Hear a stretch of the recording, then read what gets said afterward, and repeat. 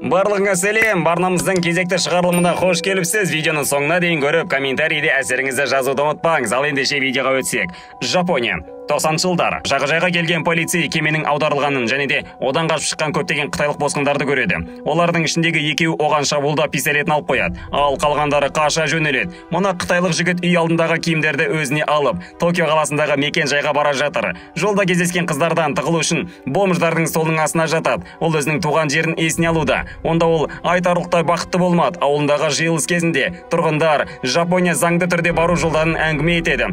Біреулер екпе салдыру десе, тіпті біреулері басқа нәрсе айтып далбасалап кетті. Біздің бүгінгі басты кейіпкеріміздің есімі қазақшалап алғанда Шымыр жігіт деп алайықшы. Ол өзінің жүретін қызын трактормен қыдыртпақ. Жақында қыз Жапонияға өз тәтесінің үйіне кетпекші. Ол жігітіне ол жақта ақша тауып қайта келетіндігін уәде етеді. Біраз уақыт өтті. Қыз Жапонияға кетіп, ондағы өмірге үйреніп кетті. Ал мұнда жігіт үшін өмір қызықсыз болып қалғандай, сондықтан ол өзі де Жапонияға кетуді ұйғарады. Жапонияға келген жігіт үшін тұратын жер ретінде оның досының үйі табылды. Оның жақын досы Идзи екеулі бірге баняға барады. Оларға якудзалар кездеседі және оларды аса жақтырта қоймайды. Кейіннен бұлар қытайлықтар метроға жұмысқа орналасу үшін барады. Қабылдаушыға пара беріп, әрең дегенде құрылысқа жұмысқа кіруге келіседі. Бірақ оларды алдап, қоқыс алаңына жібереді. Бірде қоқыс тазалаушыны қоқыс дорбалары өлтіре жаздайды. Шымыр жігіт оған көмек береді. Сосын жапондықтар полиция шақырады, ал мына паспорты жоқ қытайлықтар қашып кетеді. Жаңаға құтқарылған жігіттің лақап аты Гонконгтық екен. Ол телефон карточкаларын ұрлайды. Осы уақытта якудза ұйымының басшысы өлген екен. Енді жаңа басшы іздеу басталып кетті. Басшы қызметіне Тимо Раниши тағайындалады. Ал оның орынбасары Ташинари Гучи. Марапаттау рәсімінде біз шу-шуды байқаймыз. Бұл сайлауға Тагава отбасысы келіспей ашуланып кетіп қалады.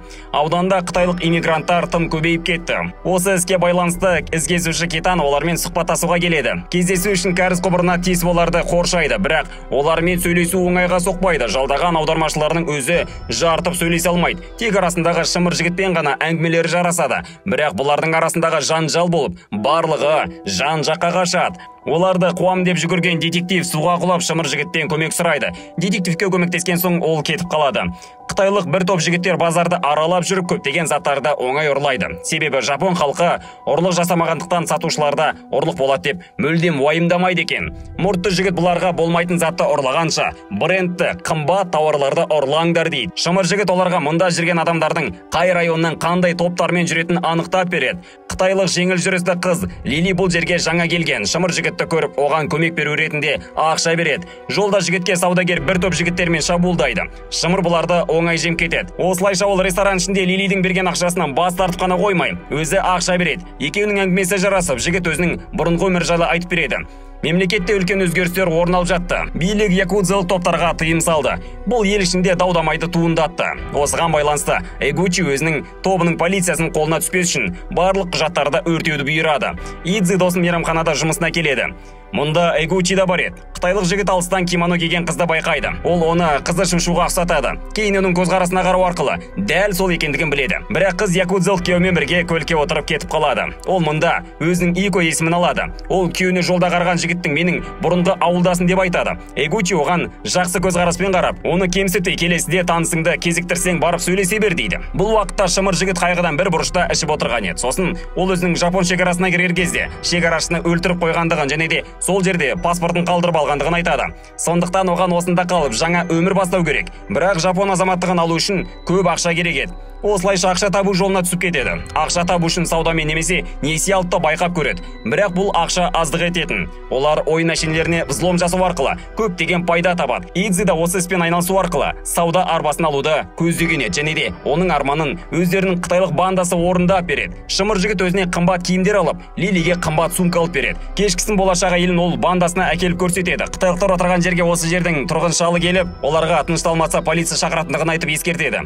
Оның бұл сөздеріне басқалар ашуланғанмен, Шымыр жігіт оларды сабырға шақырып, өзінің сағатын шалға беріп, онымен келіседі. Осыдан соң ол өз достарына қоғаммен жақсы сіңісіп, тұрғындармен жақсы қарым-қатынас орнату үшін жапон тілін үйрену керектігін айтады.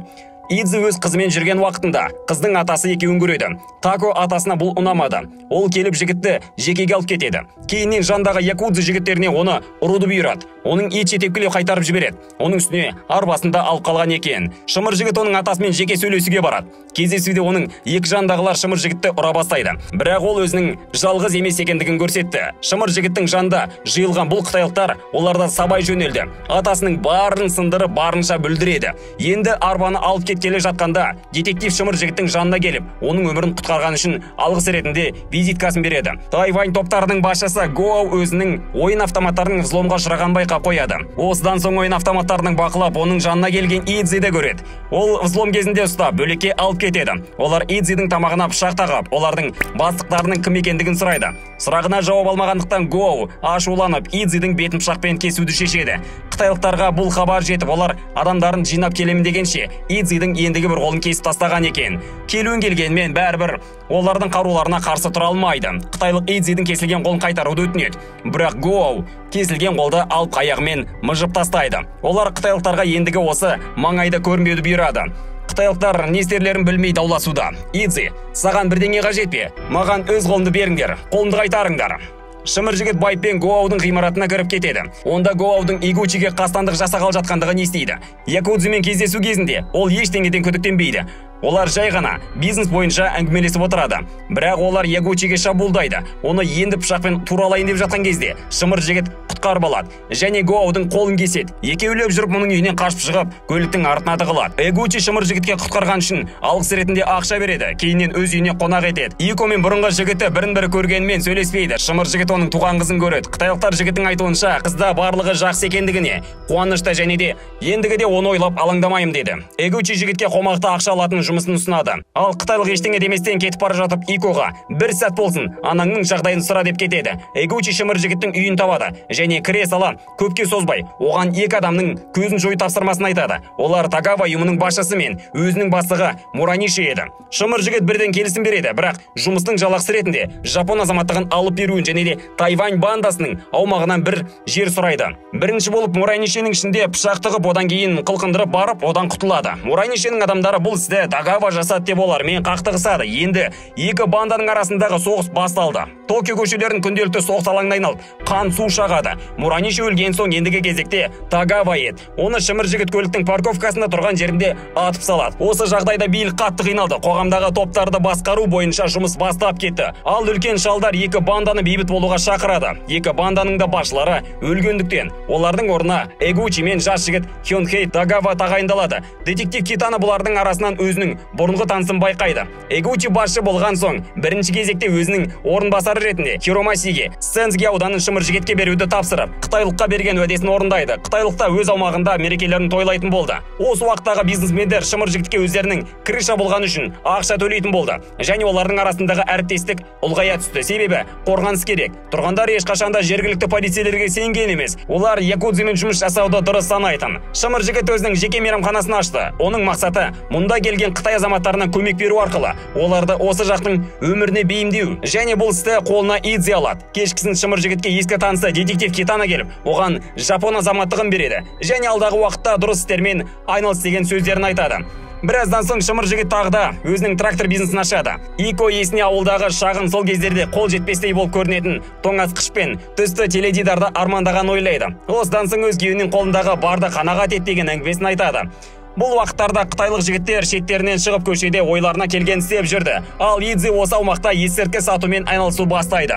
Ол қайтадан бұрынғы жүрген қызына барады. Бірақ оның ендігі жаңа жігіті бар екен. Ол ашуланып тұрып, оны ұрып тастайды. Якудзаның шалдары мұндай жайттардың болып жатқандығына ашуланады. Яғни шетелдік азаматтардың өз елінде ойран салып жүргендігіне. Ол Ягучимен байланысқа шығып, мұндай жасамауды тоқтатуды ескертеді. Бірақ оның жауабы: біз қытайлықтармен жақсы байланыс орнатып жатырмыз дегенге келеді. Олар оның осы сөздерінен соң Ягучидің құтылуына шешеді.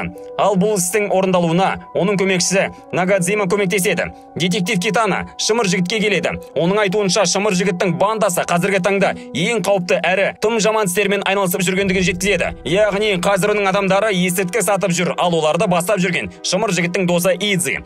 Бұл ақпарат қытайлық жігітке ауыр тиді. Детектив, егер осы істеріңді тоқтатып, адамдарыңды бақылауға алмасаңдар, бұл іспен полиция айналысады деп жауап береді. Сол жердегі жастар отырған жерге олар тынышталуын айтады. Бұлар болса оны сәл болмағанда ұрып тастай жаздайды. Сөйтсек, бұл жас жігіттер Идзидің адамдар екен. Идзидің өзі көтеріліп Игучидан тікелей тапсырма алатын болған екен. Бастапқыда бұл жерге қарапайым қытайлықтар болып келгендер бара-бара нағыз қылмыс серкелеріне айналып кеткендей еді.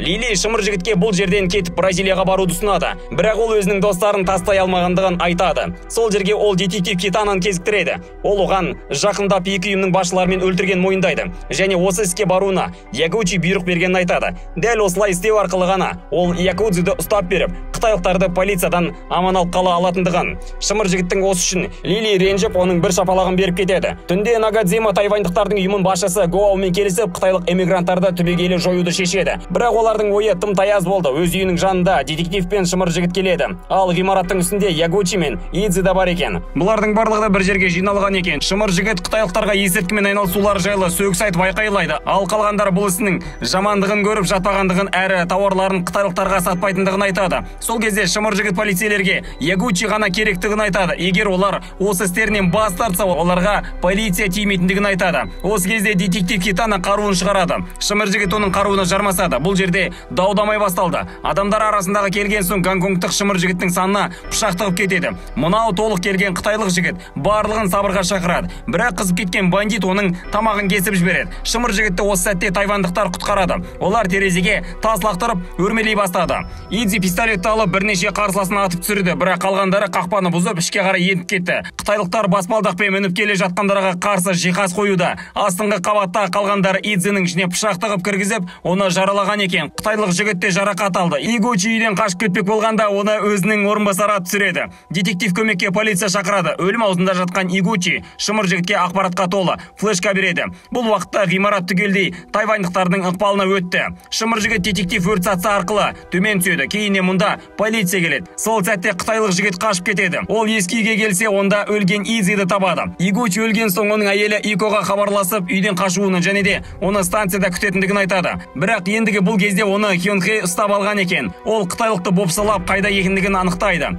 Орналасқан орнын білген соң осы ақпараттарға Нагадзимаға жеткізеді. Шымыр жігітке талас басталды. Барлығы оны қуып қашып бара жатқан жерінен жаралайды. Соңында оны қорғаушы алады. Бірақ та осы уақытта полицейлер келіп, Китана мырза Нагадзиманы атып өлтіреді. Алайда шымыр жігіт тағы да қашып кетті. Оның артынан қуа отырып, екеуі кәріз құдығына жетеді. Детектив оны суға батып бара жатқан жерінен табады. Қытайлық оған флешка беріп, өзі суға кетеді. Суға кету сәтінде банды болмастан бұрынғы өмірін сағына еске алады. Бүгінге осы, амандықта жүздескенше.